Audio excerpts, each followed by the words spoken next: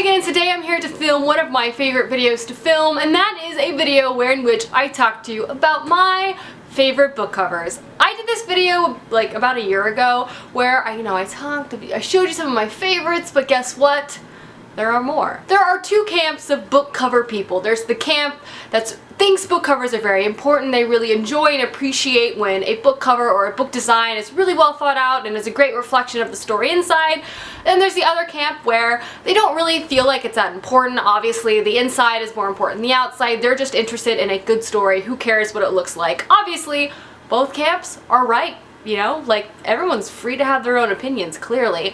I personally am a camp where I enjoy and love a good book cover. Don't get me wrong, some of my favorite books are terribly ugly, but I do like a good book cover. So today I'm going to show you some of my recent favorites. A lot of these are newer books I've acquired in my collection, and a lot of them, honestly, were cover buys. Or kind of cover buys, like I knew the story, it had good reviews, but the cover kind of like tipped me over the edge. So let's just go ahead and get started. The first book on here is Armada by Ernest Cline. I just feel like this aesthetic of this novel is just so perfect. This is a throwback 1980s science fiction story. I just feel like this cover so reflects the character of this novel. The font is such a throwback.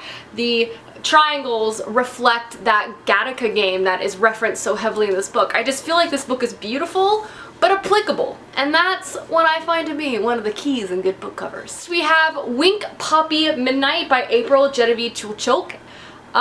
This is just a stunning book cover. Like, the font is absolutely fantastic. It's one of those wonderful soft buttery books, and also amongst all the font is all these cool little designs. I'll zoom in so you can see, but like it has like little flowers, a little owl.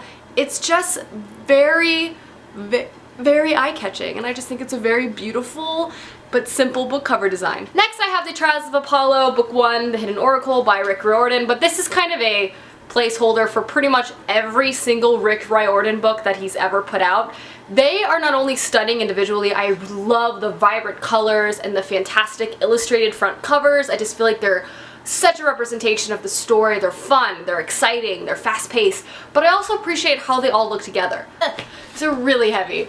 But there are 3 series of books within this stack. They all are unique, and yet they all coordinate and look really nicely together, and I just really appreciate the cover designs of Rick Riordan's books. And now I have to put these down because holy crap, I'm not very strong. Next up we have like a plot device, immediate buy, and a cover buy, and that is Vengeance Road by Aaron Bowman. This cover is one of my all-time favorites. Like, amongst all of my favorites, this is just so good. Just look at this. It's stunning. It's so interesting. This book aesthetic on the outside anyway kind of gives me this like old school Southwest Mad Max feeling to it. It's just such a cool illustration, and it's just amazing, and I feel like it fits the premise. It is a Western and it is an adventure story, and I just feel like it fits that super well. But this cover is stunning. Like, I would have this as a poster in my room. It's amazing. I'm a huge fan of this. Whoever did this, thank you. Up is a book that doesn't just have a fantastic cover, but the entire book was just extremely well crafted, to the cover, to the inside pages, to the chapter edges. It's just a very well done book, and that is Six of Crows by Leigh Bardugo. I mean, like, amazing cover, black pages, and again, like, the inside of it is also stunning. These little chapter heads just match the front of the book, and I just really appreciate that. And this is just an amazing fantasy book on its own, but I just feel like this dark and smoldery cover and aesthetic just matches the story, and it fits for a fantasy cover. I love this type of fantasy cover.